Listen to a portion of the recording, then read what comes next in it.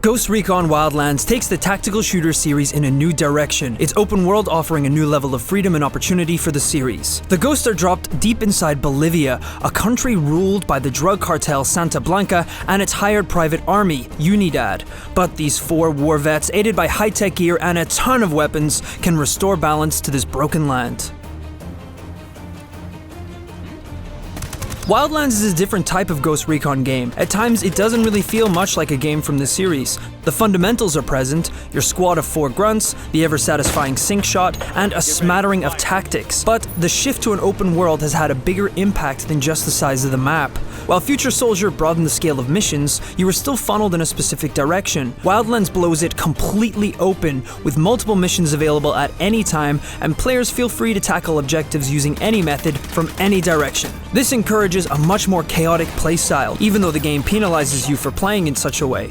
Find a chopper, and yeah, sure, your first instinct is to fly into the objective and go in hot, but this can result in a mission failure, because civilian casualties are unacceptable and enemies are smart, calling in armored air support should you get too cocky. And trust me, you are no bullet sponge either. On the harder difficulty settings, a single shot is enough to take you down, so caution is required at all times.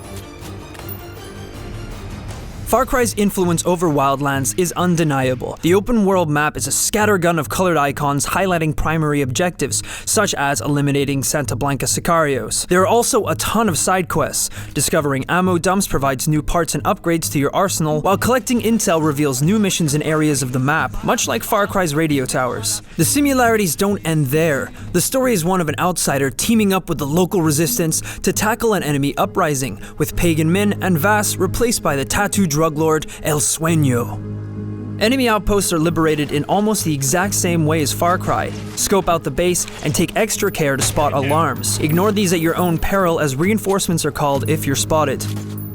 Even Bolivia's landscape are familiar. Its barren, snow-dusted hills are reminiscent of Krat's slopes, while its dense jungle is a throwback to Far Cry 3's tropical islands.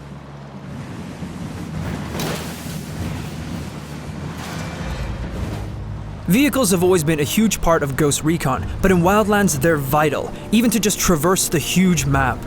The threat of Santa Blanca and Unidad is never far away either. Enemy soldiers patrol the roads and will open fire if they spot you, attack from the air, and you risk being intercepted by opposing gunships, or worse, targeted surface-to-air missiles. Your best chance of survival is to move fast and quietly, ditching your ride when you close in on your target. Now, your teammates are everything in Wildlands. You're often outnumbered and outgunned, so working together is the only thing that'll keep you alive. You can call in rebel support or request a vehicle drop using the command wheel, as well as issue 4 basic orders: fire, regroup, move, and hold. It's enough to tackle most scenarios, but it's not quite as flexible as I would have hoped. Your teammates make basic mistakes too, such as wandering into plain sight or providing little backup in the middle of a firefight. When you're pinned down, the last thing you want to hear is, "What should we do, boss? I don't know, maybe fire back and actually hit something? I thought you guys were professionals, come on!" Ghost Recon's Bolivia is both beautiful and barren. There are moments when you'll want to stop and take in everything around you, but there's also times when its mountain passes are a sea of gray and brown. It doesn't help that some textures cause the landscapes to look a little bit like a copy and paste job. I also experienced a handful of glitches, which is concerning seeing as it's out in a couple of months, but here's hoping these issues are fixed before release. Now, Wildlands is a game designed for 4-player co-op. Buddy up with the right people, and many of the shortcomings of single player are no longer an issue. But it's still a tactical game, and being paired with people who play Wildlands in the same way they do GTA Online can be incredibly frustrating. So, form a team of 4 friends who know what they're doing, figure out who's doing what, and enjoy Ghost Recon Wildlands the way it's meant to be played.